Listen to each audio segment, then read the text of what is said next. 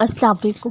کیا نماز صرف اس لیے ہے دعائیں قبول ہوں گی تو پڑھ ہی جائیں گی؟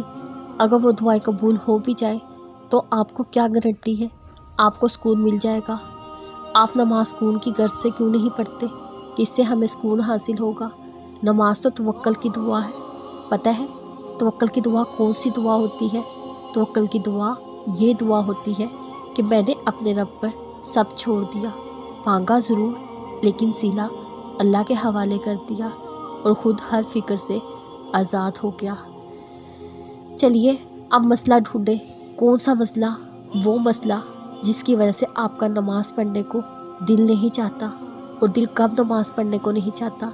جب ہمیں نماز کی اہمیت ہی پتہ نہیں ہوتی، جب ہمیں ہماری بیسٹ فرینڈ لنچ پہ بلاتی ہے، ہماری پہلی کوشش یہی ہوتی ہے جس دن اس نے ہمیں لنچ پر بلایا ہے اس دن کے سامنے کام ہم ملتوی کر دیں، یعنی رد کر دیں، اور پھر ہم اپنی طاقت کے مطابق ہر ممکن انتظام کرتے ہیں اپنی بیسٹ فرینڈ تک پہنچنے کا۔ نہیں کرتے کیا؟ ہم سب سے پہلے تو نئے کپڑے نکالتے ہیں، اس کے بعد پھر ہم گاڑی کا انتظام کرتے ہیں تاکہ وقت پر لنچ پہنچ جائے۔ پھر ہماری یہ کوشش ہوتی ہے کہ کوئی تحفہ بھی لے جائے ہم اپنی سہیلی کے لیے۔ کیوں کرتے ہیں ہم ایسا؟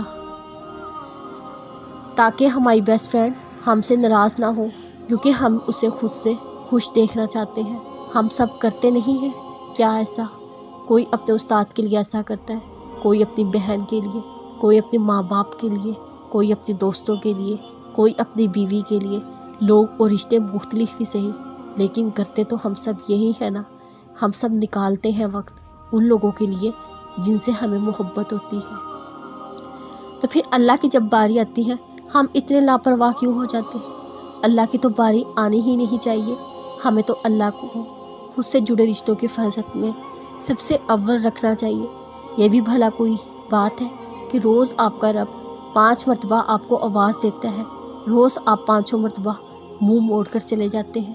اس رب کو خوش کرنے کے لیے تو نہ مہنگے تحفے خریدنے پڑتے ہیں، نہ ہی گاڑی کا انتظام کرنا پڑتا ہے، بس ایک جائے نماز بچھانی پڑتی ہے، اور وہ بھی ہم سے بچائی نہیں جاتی۔ کب تک؟ ایک وقت آئے گا جب وہ رب بھی آپ کو آواز دینا چھوڑ دے گا۔ مت بھولیے شیطان نے بھی سجدہ نہیں کیا تھا، اور پھر شیطان سے بھی اللہ نے منہ موڑ لیا تھا۔ کتنا بڑا رتبہ تھا ابلیس کا ذلیل ہونے سے پہلے، اور کیسے اتنے بڑے رتبے کو اس رب نے جھٹ سے خاک میں ملا دیا تھا۔